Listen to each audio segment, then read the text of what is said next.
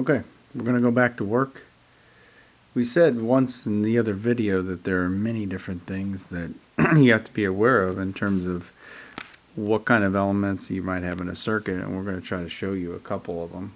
It says here a wire. This would be an example of a wire that we're going to put in one of the circuits. Power supply is this black box on the top of the figure. A resistor, we're going to talk a little bit more, but this is an example of a resistor. I don't know if I can pan in. You've got color codes on it. We'll try to explain a little bit of that later as well. A switch, that would be this part of the device. It's called a telegraph switch for obvious reasons.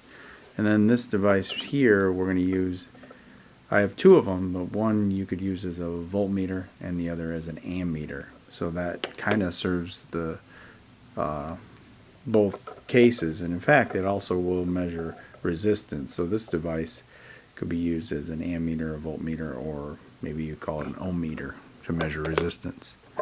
Okay. Next thing I'd like to talk about would be what is meant by these color codes on there. So if you want to copy this down, you could look it up as well. There's different ways to go about this, but there are generally on these resistors, there's 4 different bands, and so there's a color scheme that goes with this.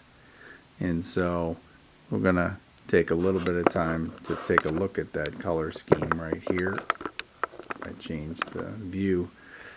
Each color throughout the spectrum has a number associated with it. Brown, black. It starts with black. Black, it goes associated with 0. Brown is 1. Red 2, orange 3, yellow 4, green 5, blue 6, violet 7, gray is 8, and white is 9. So black, brown, and then the colors of the spectrum: red, orange, yellow, green, blue, violet, and then finishing with gray and white. We'll get to the bottom 2 where it says gold and silver, and you can see there's a plus or minus percentage that goes with them. But here goes the scheme. The first band, and as we go through that, represents the first digit of the value of the resistance. The second band, color band on there, represents the second digit. The third color band represents what we call the multiplier. And the fourth is the plus or minus, what we call the tolerance. So for example, if we look at it, this particular resistor has a blue, then a gray, then an orange, then a silver. See if you can pause the video and figure out what that means. If we come back, let's talk about it. The first digit, it's blue, represents a 6. So the first digit of the resistance is a 6. Gray is the second one, that's an 8. So the second digit of the resistance is an 8. Orange is 3, so that means you have 3 zeros after that. And silver is the fourth band, that means plus or minus 10%. So that's what we would expect. The resistance is 68,000 ohms plus or minus 10%. That's what those color-coded resistors mean. Okay. We'll come back to that as we go through it, but the next thing you want to talk a little bit about is this device. Okay. Just so you know, there's a on-off switch. This is just one example of a multimeter. Turn it on. If you're measuring over on this part of the scale right there, it says here DCV. That's what we're going to measure the voltage. The DCA on the other side here in green is the current.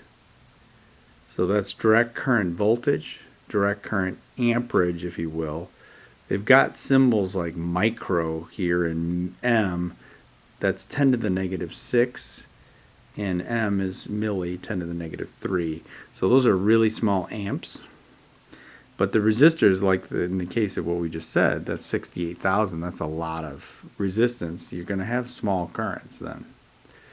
And then resistance is on the lower part here. You can see the ohm which was the unit that we discussed in the other picture, or at least the other video we talked about it. Okay, so you can measure the resistance down on that scale, and in fact, if we do that, let's see if we get the 68,000. If you just take the plugs at the end, you plug them into the multimeter, and then you take the alligator clips on the other end, and we just clamp on the side of each, and we go down to that scale. If we look at the reading, it'll read 0 or 1, which means it's off scale, until we get to the value you would expect. It's over 200, so we clicked it up to the 2,000. It's over 2,000, we clicked it up to 20,000. It's still over 20,000, so we go up one more.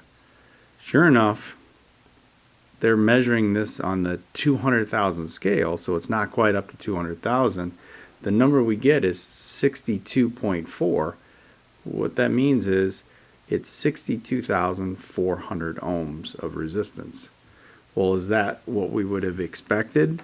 If we go back to that sheet that we had before, we were thinking it was going to be 68,000 plus or minus 10%. So 10% of 68,000 ohms is 6,800. So it's not maybe the best resistor in the world, but it's definitely within the range of what they would expect it to be. So even though we might not do a lot of this if we're doing e-learning instead of being in class, we would expect you to be able to think about how you're going to measure these. So really, in terms of measuring all resistances, and that includes total resistance of 3 resistors in a circuit, you would actually be disconnected from the power supply, which again is that device up there. We would disconnect. We don't want the current flowing when we measure that resistance, and we would just put them all together and see what we get. And so that's the way in which we measure resistance for those circuits. Okay. Next thing we want to get is to take a look at, here's a series circuit, and so we're going to try to talk about how you measure some of these things. How is the proper measurement for current, let's say, or voltage?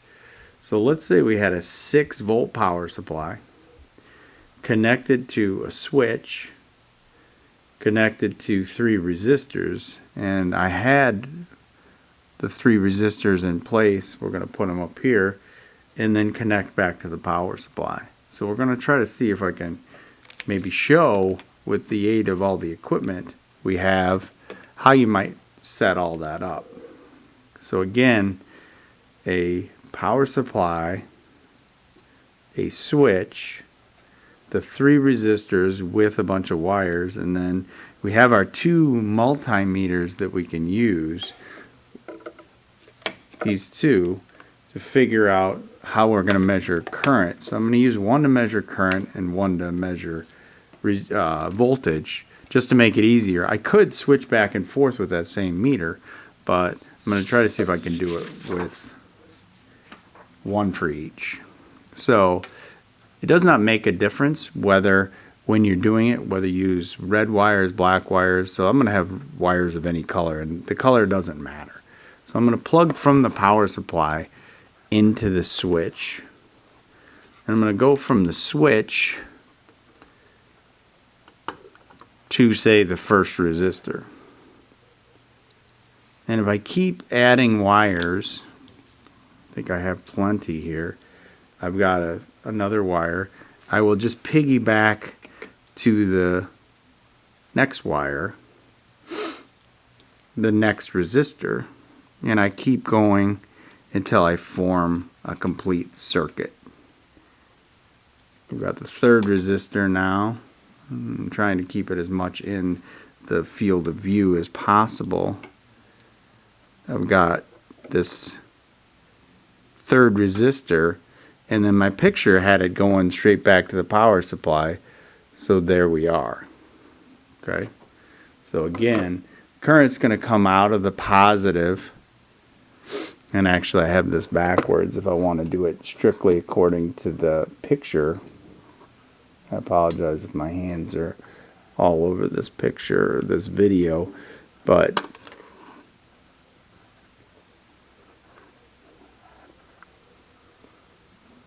trying to get around this camera.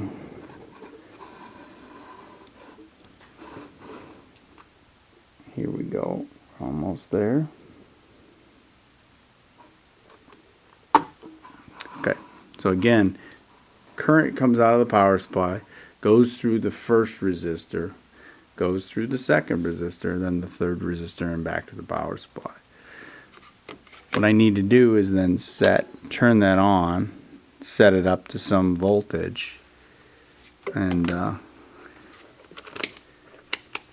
if I do that, if I wanted to check to see what that voltage was, I would turn that on.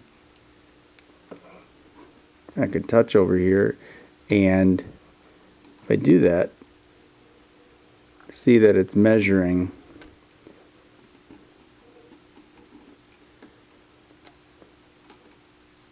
4.7 volts. So if I want to go up to say 6, somewhere around 6 volts, there's 6.5 volts. Let's say that that was my intended voltage so that I don't spend too much time doing it. I can then start to measure whatever I want. I'm just going to do a crude introduction to this. The idea is if I want to measure the voltage across any one resistor, let's say this one, I would just come and touch with either side of this across there, and then I've got my meter hooked up and I flip the switch, and sure enough it gets a measurement. And what I need to do then is do that for the other three, and hopefully, and I think it's fair to say, I think you probably agree, that if I did the voltage at the first one plus the voltage at the second one plus the voltage at the third one, that I would in fact get 6.5, which was the total voltage of the circuit. I'm not trying to show you everything, I'm just trying to show you a couple things. The next thing I would like to show you is how to measure the current.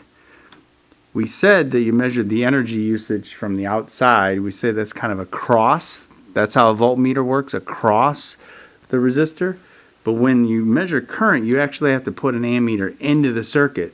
So what I'm going to do now is I'm going to disconnect from the power supply, or excuse me, from the resistor, and place the ammeter right in there so that the current goes straight through that resistor. If I set it up, I got to set it over on the side of the scale I said, over by DCA where I'm going to measure current, and if I flip the switch, it's going to read that. That measurement is in microamps. Okay, microamps. So that's how you'd measure current. If we were at school, obviously we would do series, parallel, and combination, and we'd show you how to measure all of them. This is probably the easiest setup, but at least that gives you some indication of what you would do in the laboratory in terms of measuring voltage, current, and resistance. Hope this was useful. We'll catch you next time. Stay safe.